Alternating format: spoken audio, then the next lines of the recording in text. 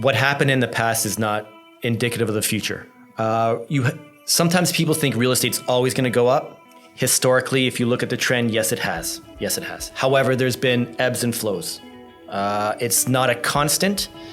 We are in a very uncertain climate right now. Ever since COVID, 100%. I think everybody in every industry, it doesn't matter if you're real estate, if you're lending, if you're any type of business, they've seen things that no one else has seen, ever. And going forward, the uncertainty is almost the norm now, where what happened in the past, you can't say this is a basis of where we should be and trending forward. Hit it! That's what I'm talking about. Wait! Okay, now, from the beginning. Hit it, boys. All right, this is Real Talk with Carmen Costa.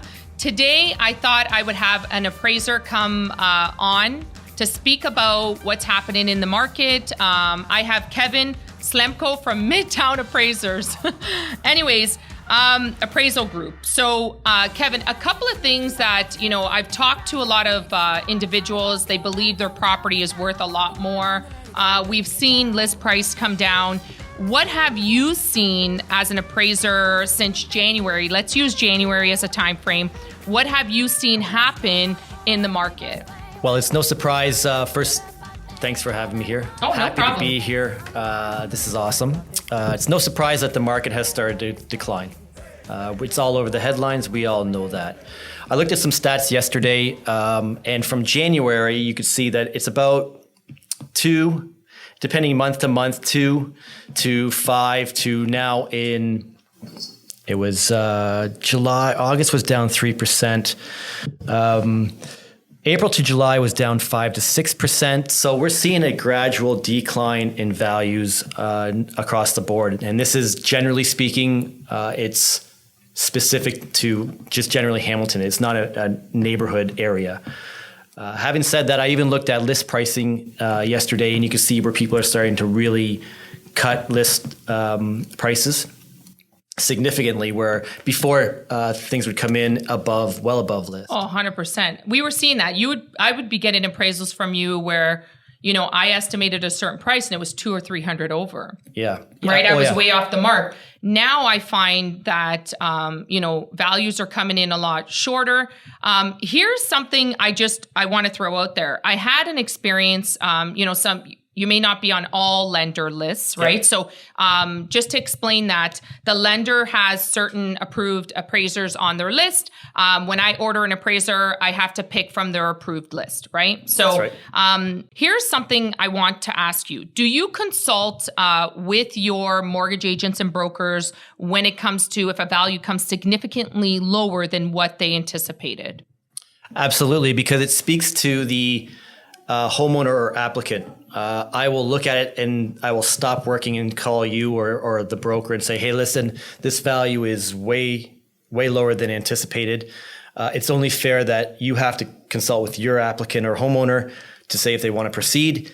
It's a matter of completing and fee-based, meaning I don't want to charge you if we're doing all this work and it's not even going to benefit anybody. And you've done that. That's what I mean. That's why I wanted to put that out there. It's so important. Here's another question I have for you. In January, the lenders were asking you to use comparables. How long? What was the time frame they were allowing you to use those comparables in that area? January was just at the peak when the COVID value started coming down. Typically on a lender basis, depending on the lender, typically the most recent sale, 0 to 30, but 90 is acceptable. In Perfect. January, we were okay because it was kind of in that frame where values were high, but consistent high.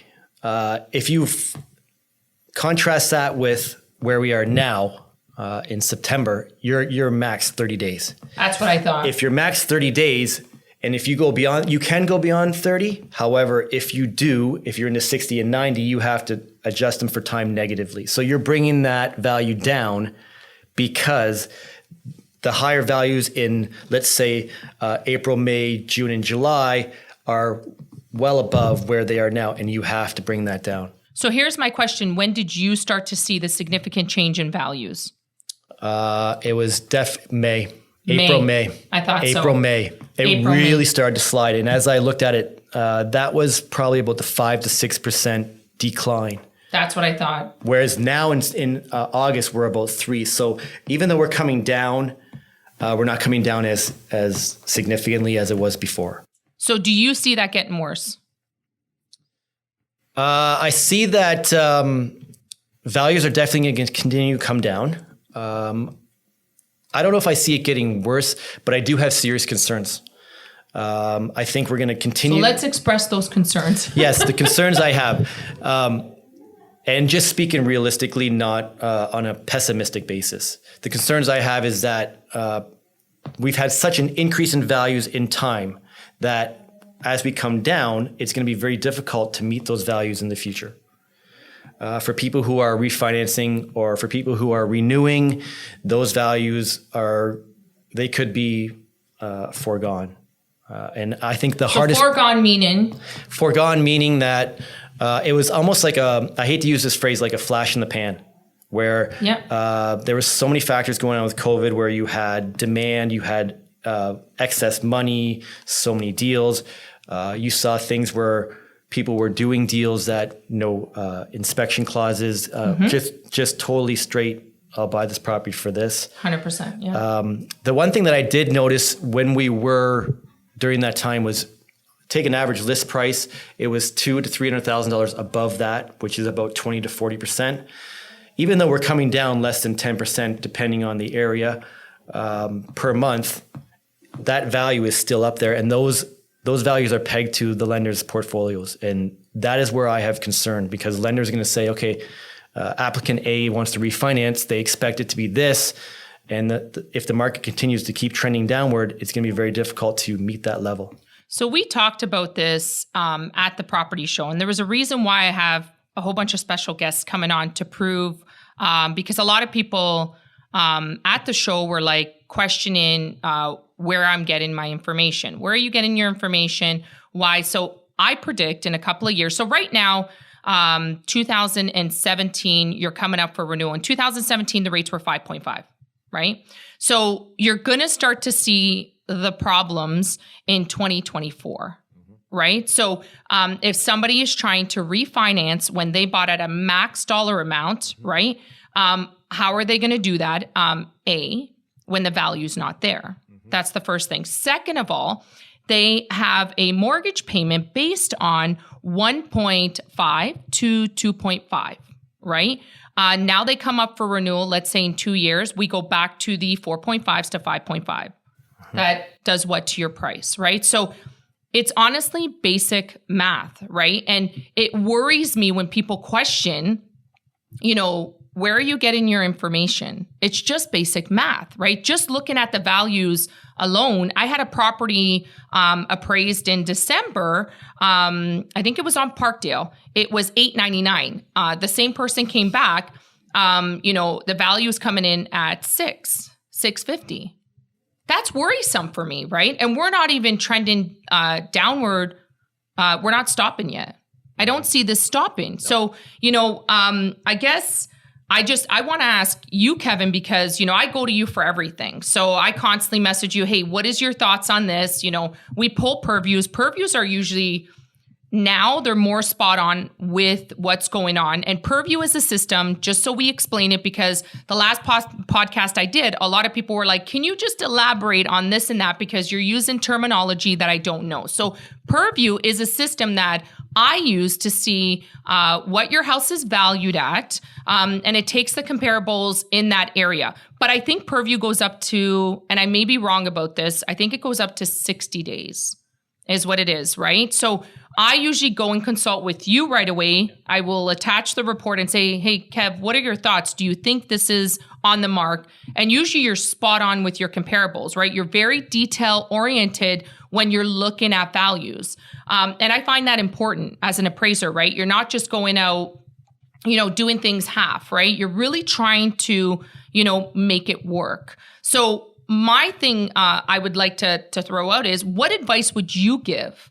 for anybody in the market that's looking to buy or looking to refi? And I'm pretty sure, like refinance, I'm pretty sure those two, it's two different advice that you're given, right? Because it's two different, buyers, yep. Right? So refinancers as well. So I think the first thing I would say to, let's say, buyer, the refinance party or crowd, you have to, I always tell people, they say, hey, what do you think of this property? What do you think of that property? I always tell them, you have to get involved in the market. You have to look at the market, engage an appraiser, engage a realtor to say, hey, listen, send me comps, start looking at the sales, start looking at the conditions, look at the amount of days it's on the market.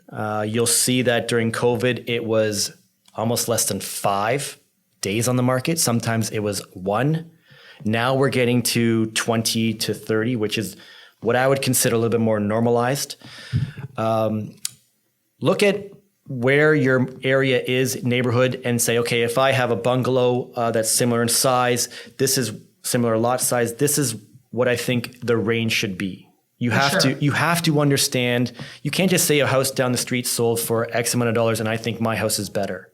The market is very efficient. And the one thing I would say to all buyers is that your house may be finished and it may be nice. However, so are many other people's in it. They don't understand that part. They really don't see it unless you have a superior specialty product.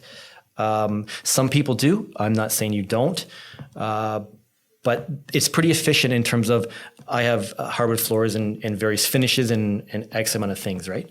For sure. So in terms of those people, I would say, yes, know your market, get into it, really get into it. And then when you're ready to jump in and refinance or you're looking to refinance, you have at least a basis to say, I've been trending this type of sale or this data for this long and I have a good idea. So you said something that's key and important that I just want to throw out there for the purchaser, right? The one that's purchasing that property, appraisal, because the bank bases their, financing on that appraisal, right? And do you find that the banks are, which I do know the answer, they're ordering more appraisals on purchases? Oh, absolutely. Okay. Yeah, I do know that for sure. Yeah. So and I would wait for that appraisal to come out because that's where the bank is going to finance you based on that appraisal amount, right? It's not what the list price is or what you buy it for. That's right. Okay. So good. We've thrown that out there for the refinancers. For the refinance, I would say what happened in the past is not indicative of the future. Sometimes people think real estate's always going to go up. Historically, if you look at the trend, yes, it has. Yes, it has. However, there's been ebbs and flows. It's not a constant. We are in a very uncertain climate right now. Ever since COVID, 100%. I think everybody in every industry, it doesn't matter if you're real estate, if you're lending, if you're any type of business, they've seen things that no one else has seen ever.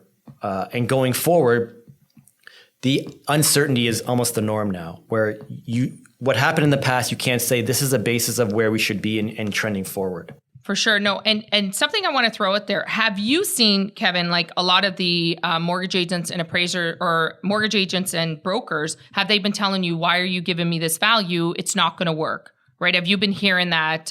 Because we want to think about, and I'm only saying this, I'm not saying that you're not given the value, you're given what the value is today.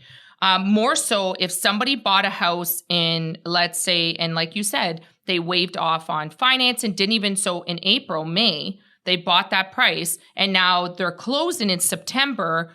How is that affecting that buyer? Right? Because you're seeing it. I've had 3 deals where what they paid for in April, May, and I think that it's when it shifted. Now trying to close that deal is so hard because there's a variance of like 100 to 200. Yes, I've seen it firsthand. They've bought for, say, for instance, just throwing out arbitrary numbers. Yeah, for sure. 500, or it was listed for 5, they bought for 7. And let's say they did that in May and it closes in September. Well, that $700,000 purchase price has now, that margin has shrunk, and 100%. And we're seeing a major shift where it's pretty scary because I feel for that home buyer because they've bought in, maybe firm. They're on it. They have to close it, and sometimes the values are simply not there. And then this is the other side that people must understand. If it closes in, let's say September, we would probably complete that in May and get that one done. Had it not, or let's say there was delays or we had to push off and it gets further on, to support that to get that market value or to have a range that brackets the purchase price, it becomes very difficult. 100%. Very difficult. And then they're at the position where they could be on the hook for that. For sure, it's litigation. Yes. I have a file right now where the individual sold his property, but the people buying the house couldn't close on it. He was going to use those funds to buy another one, and there's damages there, and we have to ascertain the damage value of that first house, A. 100%. So yeah, it's definitely out there. It's real. It is real. So here's one thing. Last question I wanted to ask you is, do you anticipate a rough patch in the next couple of years? I don't want to say rough patch, but I have concerns. I really have concerns simply because the market has shot up so much. And I've seen fundamentals that were totally ignored, meaning full on asking price plus 100 to 200,000 to 300,000, depending on the area, no conditions. I was pleasantly surprised the other day. I heard an individual put an offer into a home in Hamilton. The offer went through. They were ready to buy it, but they had a home inspection clause in it, which was unheard of 3 months ago, 2 months ago. For sure. It was like, you do that, your offer's out. We're not even considering it. For sure. Long story short, there was something wrong with the roof that had mold, and it actually served its purpose. It did what it was supposed to do. The checks and balances saved that homeowner from purchasing and closing that property and having X amount of dollars in damages. I'm hoping to see that come back, a little bit more normalization. For sure. But yeah, I have concerns because it's been such a significant increase in values. For sure. And Kevin, I always sign off with the best advice you have for the audience. A couple things. I was thinking about this when we were before the podcast. The first thing is really get to understand your market. Do your research. I know people say research, but really try to get into understand, okay, if I have this type of product, what's the value trending like and where can we go with this? Understand that there are lenders out there who are watching and they're looking and they have criteria on certain properties. Meaning if you are, and it's common in Hamilton, if you are a bungalow with a basement apartment, you have to understand whether that lender actually values that basement apartment or totally dismisses it. 100%. Because there's money in the renovation part, plus also the income side. That's very important. And on top of that, there's also the city portion, which the legality of it. So again, retrofitted. Yeah, you have to, as a, you're spending a lot of money. This is a very important purchase. You have to get involved with it. You have to get clear with what you want. That's awesome. Kevin, thank you so much for coming out. I Pleasure. totally appreciate it. I think we're going to have you on more and more just to get your perspective. Sure, anytime. I'm thinking every 6 weeks is good enough for that. For my viewers, thank you so much for tuning in. Like, subscribe, hit the bell notification. If you have any questions for Kevin, we're going to have his information here, right? So we'll have his information. You can reach out to Kevin as well. You can actually have him do your appraisal before the bank even does it, right? So, but if you do have any questions, you can DM him, DM me. We'll be happy to answer any questions. Have an awesome day.